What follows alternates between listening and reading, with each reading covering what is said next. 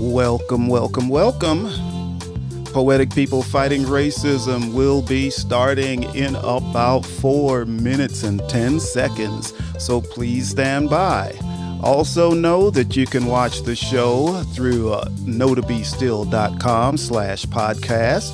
You can also watch it on Facebook and YouTube. Also, there will be a link there on Facebook, and if you want to participate in the show. Oh my goodness, I hear an echo. What is going on? We'll have to check that out. Also know that you can watch the show through knowtoBestill.com/podcast. You can also watch it on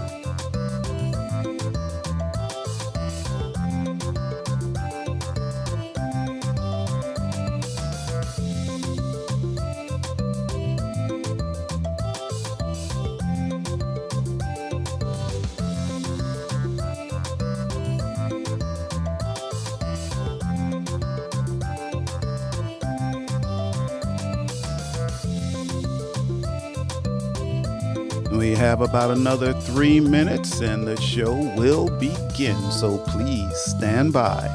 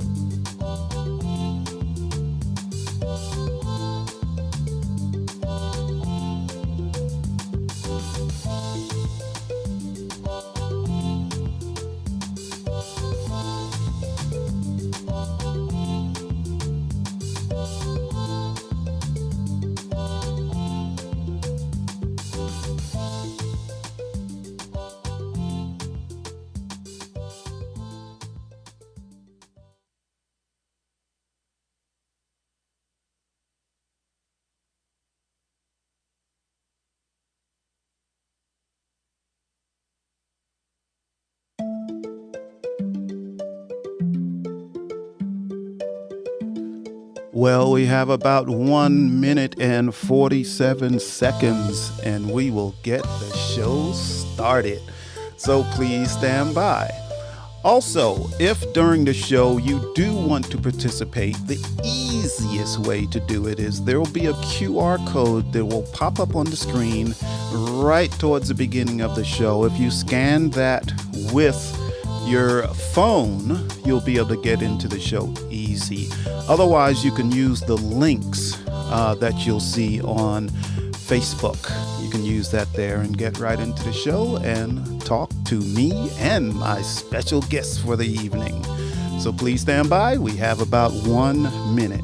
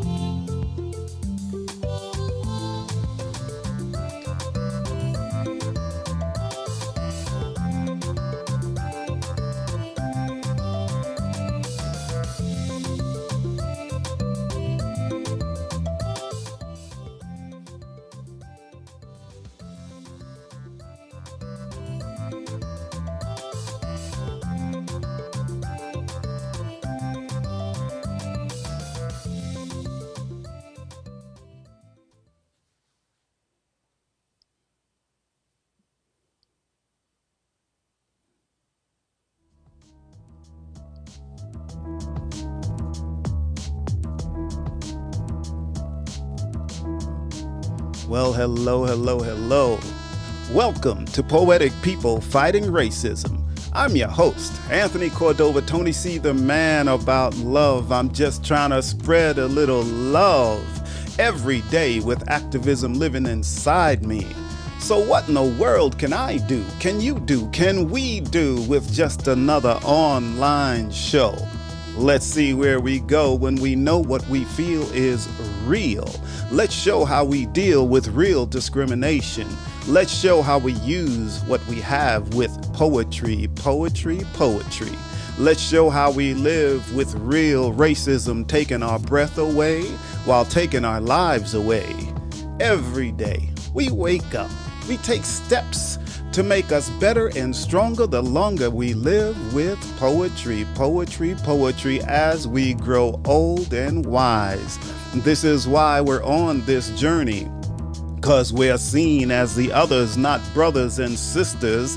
They just got us playing Twister, just waiting for us to topple down, always trying to keep us underground. But we keep rising and standing for our rights, our rights, our rights. We already have. So let's do what we do with love and poetry, poetry, poetry. Every day we can be the change we need, because we are everyday people, creative, smart, and strong people. Poetic people fighting racism. We are poetic people fighting racism. That's you, that's me. We are poetic people fighting racism. That's who we are. And welcome, welcome, welcome to another episode of Poetic People Fighting Racism. Wow, this is a special night because we're going to have a special guest here with us tonight. But the title of this episode tonight is, What Do We See? What do we see is a topic. Now, also know, if you would like to be in the show, we're going to pull up a QR code right now. So if you want to actually talk during the show and be seen, you can just scan that QR code with your phone and you will be on the show. We'll see you and hear you, which will be great. Well, now I want to introduce our guest. So there he is. Well, welcome, welcome, welcome. Welcome. Thank you. Geza Tatrallyay. It's so good to have you here this evening. It is really fantastic. So thanks for coming. Well, thanks for inviting me, and I'm really glad to be here and joining Wonderful. your show. Cool. Well, I'm going to tell the people just a little bit about you really quickly. Okay. So, and you can correct me anytime if I'm incorrect.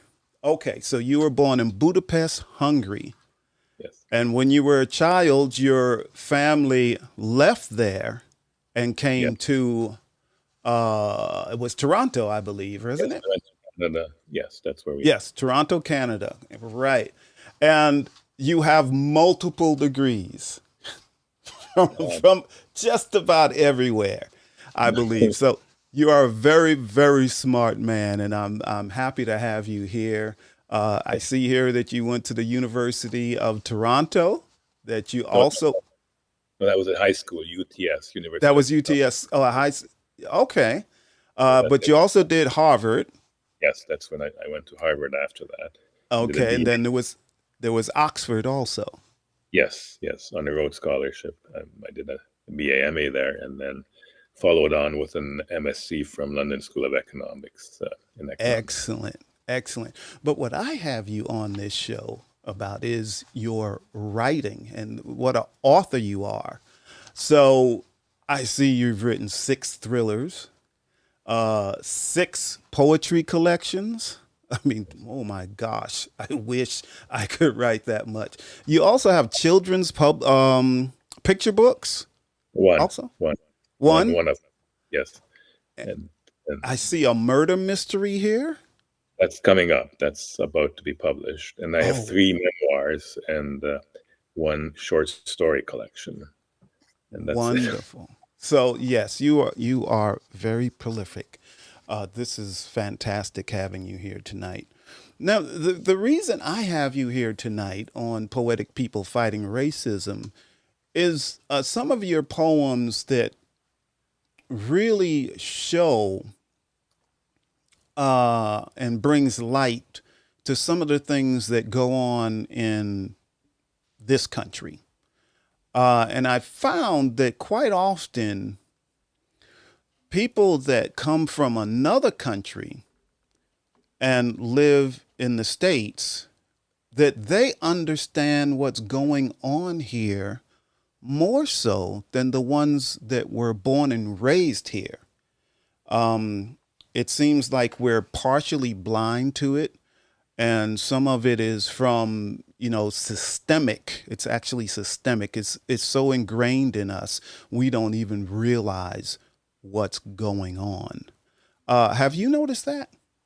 Well, to a certain extent, yes. Among some people, that is true. That it's people are blind to the broader possibilities and the wrongs that are going on in the society, and in the world around them. I mean, as we mentioned earlier, between you and me, one of my real concerns is what we're doing to the world around us and other species and ourselves in the process. But we Yes, talk about that later.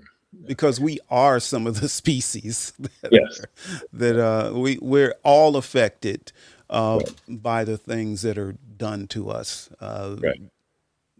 Every The creature.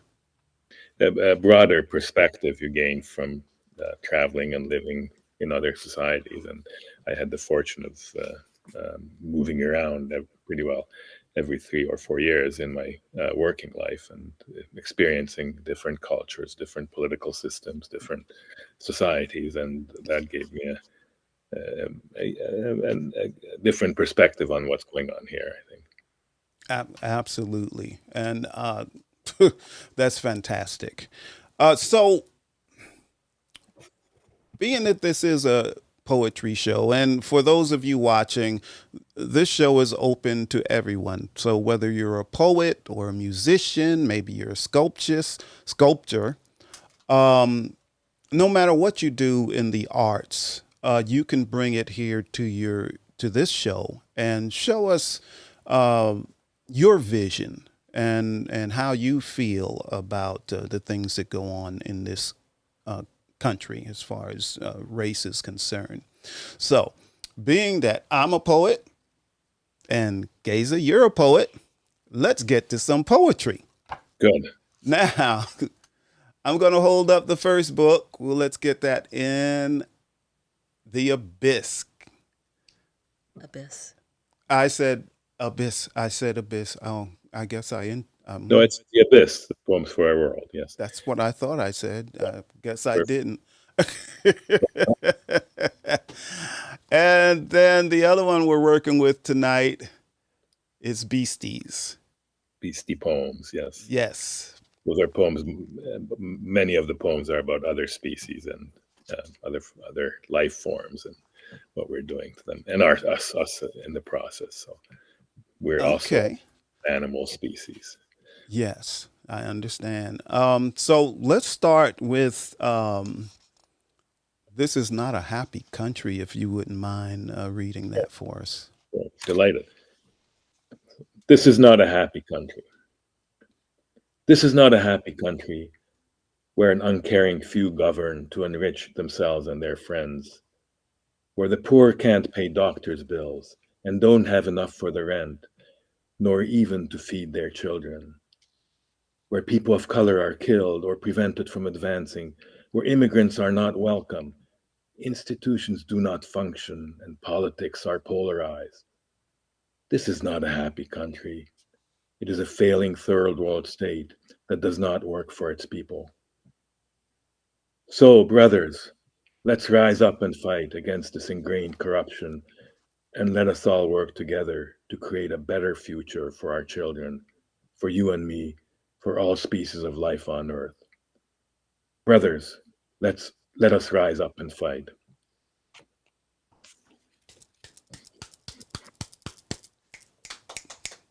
Bravo, bravo. We love it. We love this poem.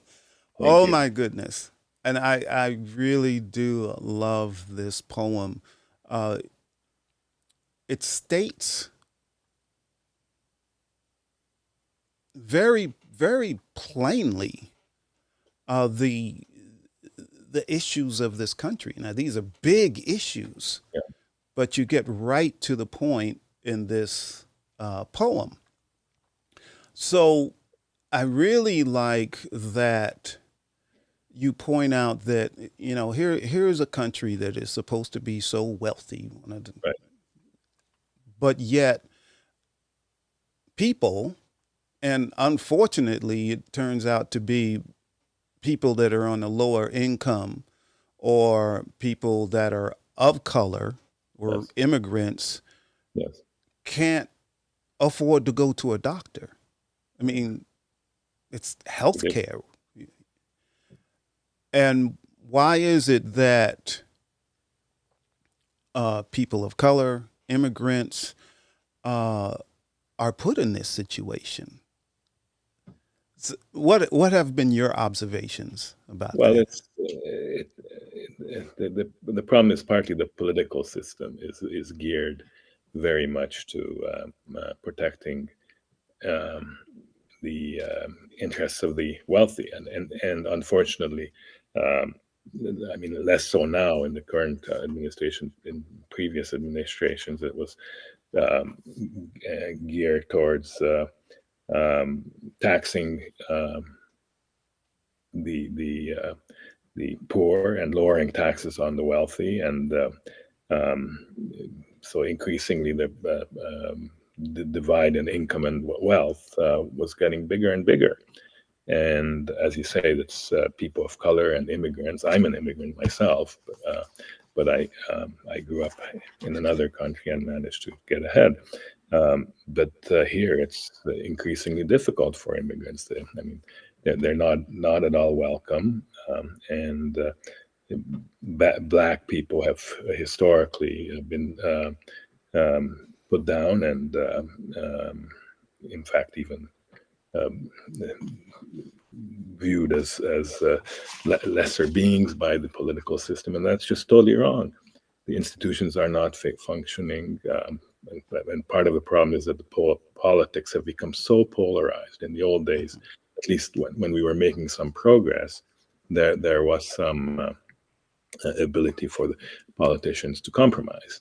That no longer seems to be the case, and the political system is totally dysfunctional, in my view, at this point. Um, Yes, I actually agree with you. You mentioned people being seen as being less. right. I throughout my manuscript, I reference being considered to be less than. So automatically, a person in this country that's seen as a different color, and because they are a different color, Right. Right. um, can be judged from 50 yards away. Yeah. I mean, they're already being judged, and they haven't met the person or anyone else, but they're judging them as less than, Yeah. and that happens in this country just automatically, Right. Right. And it's totally wrong. instantly. It's totally wrong. I mean, Yes, the police, as soon as they see a black person or a person of color or a Latino, they view them as beings, and the statistics show that um, they get killed more often by police, for example. I mean, then exactly, and it's the truth. yeah, Yes, we talk about that on this show quite often. yeah, It's the absolute truth. I'm going to move down a little bit, where you say this is a failing third world state. Um, and I know that a lot of people don't see the United States that way. They see the United States as completely opposite. Okay, right, yeah, this is the best country in the world, but yeah, it's certainly not a third world state. yeah. Um, and I actually believe within this poem you have showed that this country is a third world state. But I mean, how come you think why is it you think that most people would not believe that statement? Well, because it's still economically the richest country. It's got the highest GDP, and at the top level, it seems to be, everybody's has a fabulous life. I mean, all these multimillionaires and billionaires, they have a fabulous life, but their life is very much protected. It's like living in Yeah. for example, my son who works in Africa in Kenya, yeah, he lives um, um, in an enclave. And that's exactly what these people are doing here. The wealthy, they live in a secure enclave, and they keep um, adding to their wealth, and they just basically don't care about the rest of the people. I mean, at the end of some of their lives, like some of the richest people end up giving a lot of money to charity, but during while they're making the money, uh, they protect that by um, ensuring that politicians do not tax them as, so, Correct. and spread the wealth to uh, the other the people in the lower cadres of society. So it's just not a well functioning society. I mean, it's not a true democracy either. Yes. I mean, that's part of the problem, is that it, it still the votes are not, and not everybody's able to vote as they should vote. Hmm. Um, and there are elements in the U.S. society that prevent people from voting, and there's a lot of gerrymandering going on, et cetera, et cetera. So there's not a one man, one vote system like there should be according to the Constitution. Hmm. Yes, but the reality is quite different, Right, which is unfortunate. right. And with saying all of this, you know, living in this country for over 6 decades, because I'm old now, I'm even older than you. and you're even older than me. A I haven't bunch of lived in, old guys I'm on not, the show. However, um, I have been the victim of much racism. I'm sure. But then, even with that, I still love this country. I do too. I'm not an American citizen, but I Yes. love this country. It's been very good to me and my family, and I have a pretty good life. But I see the injustices around, and I try to speak up about them and against them.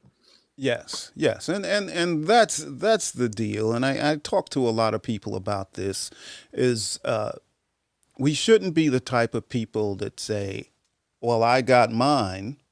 Hmm. Now it's up to you to get yours." Right, right, and that's exactly the wrong philosophy that some people Exactly. But support. many, many, many, many people in this country, that is their philosophy, Right, right, and it even hurts me more when I see a person of color with that thought process. mm-hmm. Okay, I got mine. The heck with everybody else. I'm not going to help anybody else. I'm going to do what I can do to continue to build wealth, but along the way, I will not help anyone. So that a lot of people feel that way. Right. Um, Or they and might throw a few scraps, but not in a meaningful way. not not anything that's going to make a big difference. That's for sure. Oh, all right. So we're already into 20 minutes. So you think we can get to the next poem we have chosen for this evening? Sure, that's fake rhetoric. All right. We are Okay, ready. okay. Fake rhetoric. Fake rhetoric fans the fires of fear, stokes the smoldering embers of hatred. Kill before they kill you and torch your home, loot your belongings and rape your daughter. Those protesters are scum who want to destroy this America we made great again. Or so goes the abhorrent bombast spewed at us by the fascist populists who maneuvered themselves to power and now only want to line their pockets and those of their fawning sycophant friends. We are reliving Weimar Germany, the rise of Hitler and Mussolini, or will this be Stalin's USSR? Again,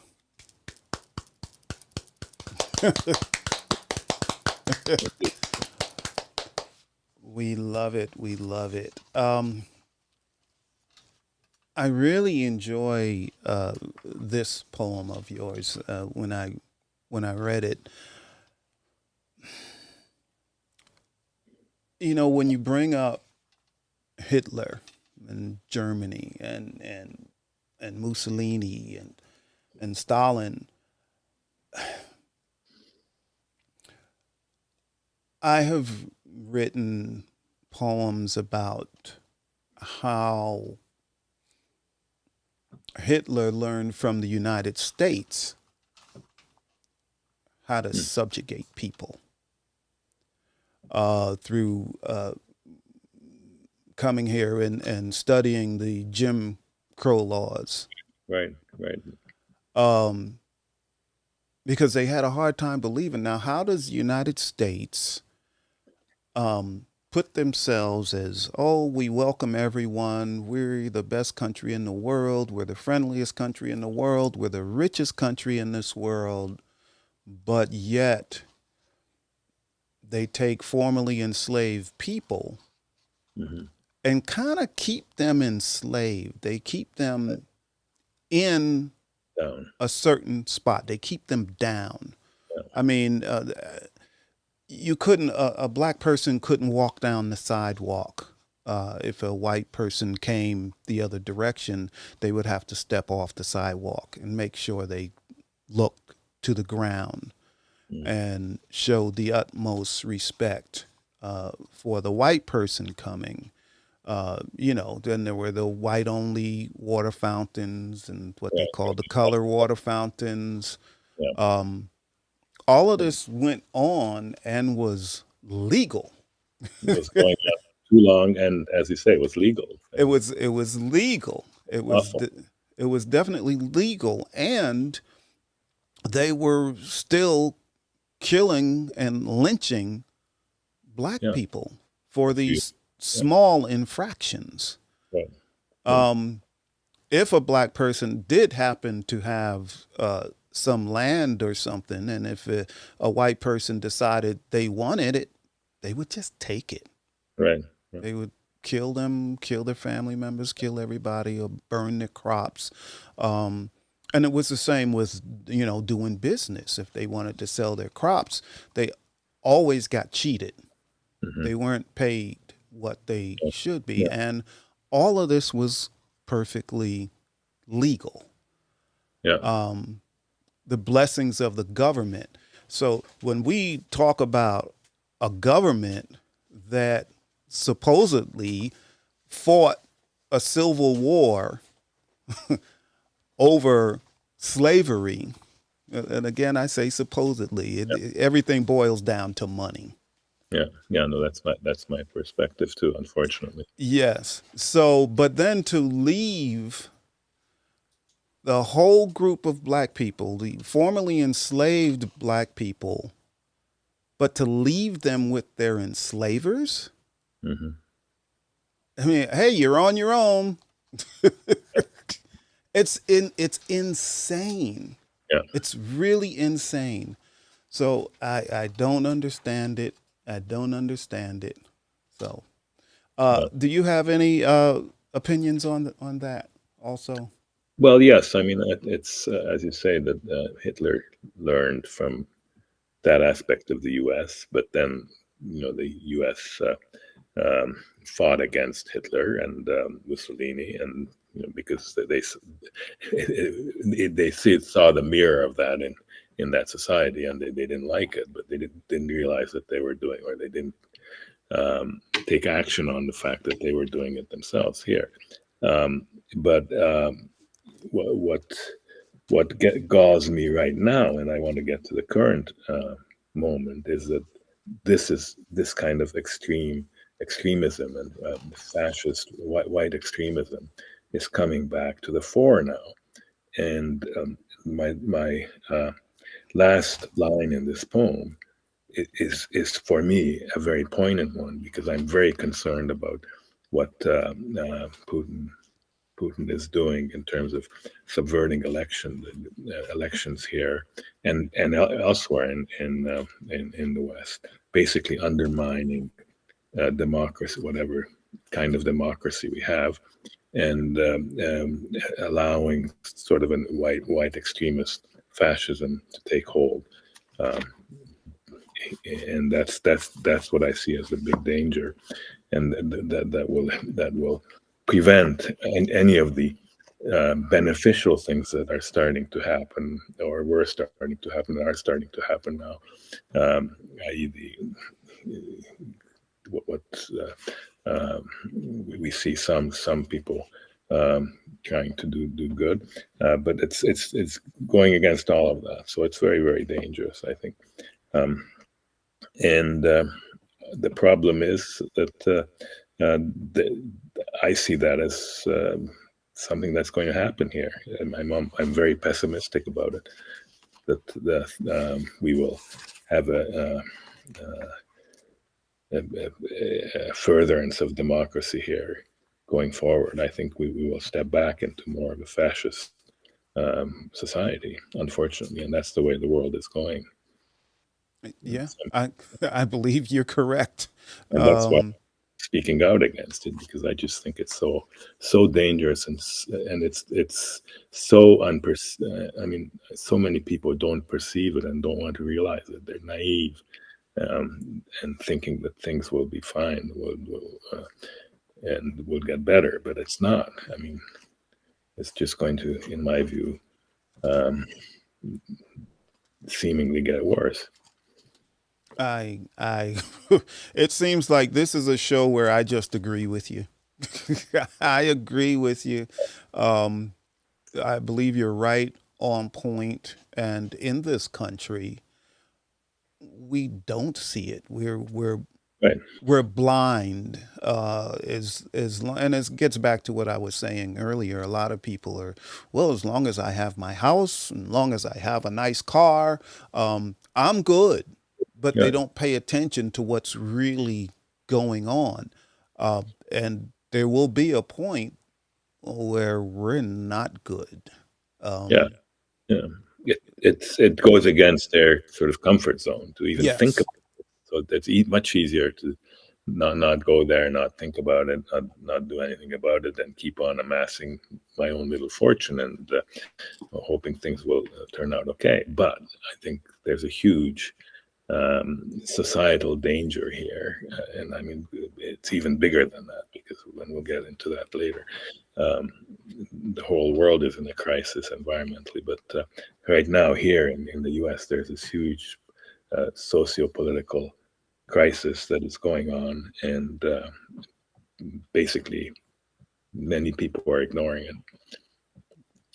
I, So, I definitely agree. All right. Are we ready to do one more poem? And this time it's from Beastie Poems. okay. And that is the world, a wasteland human shaped. The world, a wasteland human shaped, where we, the self declared apex of all life, wantonly wage war on our fellow living beings with our bombs, tanks, and cruise missiles. The profligate lifestyle we lead, where money is all that matters, and we ignore our climate woes. Wildfires, drought, wild tempests, and floods rage out of control and destroy the planet's beauty all around. Alas, there's no going back. Wow. Again, we love it. Fabulous. Thank you so much for that poem. Um, it's amazing to me with this poem uh, is that during this show already we have spoken about many of the things in this poem, Yeah, uh, which is really important to me. One of the reasons I have this show is to bring attention to what's going on, uh, not only in this country, but everywhere, for us to begin to understand what we're experiencing and begin to have discussions about this. Because if we don't have these discussions, we'll never do anything. We'll never learn about any each other. We'll never learn how to communicate, Right. and we will keep our heads in the sand. Right. So what you're doing with your poems, and like I said, I did read all of Beastie poems, and you have poems about what people do to animals, what people even do to insects. Right. Uh,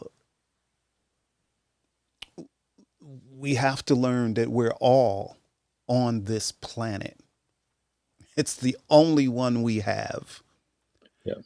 And yet, no matter what happens, we just try to destroy it. No matter Yeah. what we see going on, we still try to destroy it. It's almost like it's inevitable. Right. The problem is our lifestyle, the lifestyle we evolved, and everybody is guilty, including me, as it contributes to the destruction of the planet. This Earth, Gaia, was not meant to hold 9 billion people, and living the way we do, trying to get ahead and make more money for ourselves and increase our wealth. And that's the problem, that everybody's trying to do that, and everyone wants a comfortable, good life, and it just is not sustainable. And right now, we've reached what I call the tipping point in more ways than one. I mean, we're seeing the sea levels rise huge in the next 10 years. They could rise by as much as 20 feet. There's this in the Antarctic. There's a glacier, the Thwaites Glacier, that's being held back by an ice shoulder that is degrading very rapidly. Within 3 years, it will be gone, and then all of the Thwaites Glacier will flow into the Antarctic Ocean and raise sea levels by. I mean, just that one glacier can raise them by 3 to 5 feet. And then there are all the other glaciers in Antarctica. There's the Arctic that's melting at a very rapid pace. Um, and already in Houston and then some of the southern Gulf cities, I just saw an article which said that they're experiencing sea level rise of 8 inches or 6 inches over the last few years. So it's just unsustainable. And Absolutely. So we're a little over right now, but I'm going to ask you a very loaded question before we end the show. sure, What are okay. we going to do about it? What can we do about it? How can we create some change to actually make this to save this world? Well, the problem is at the top level, the politicians. We've got to get the right kind of politicians into power worldwide, who care about um, the rest of the society, the rest of the world, and the world that we live in. And that's one of the issues that is being fought here in the U.S. right now and elsewhere as well.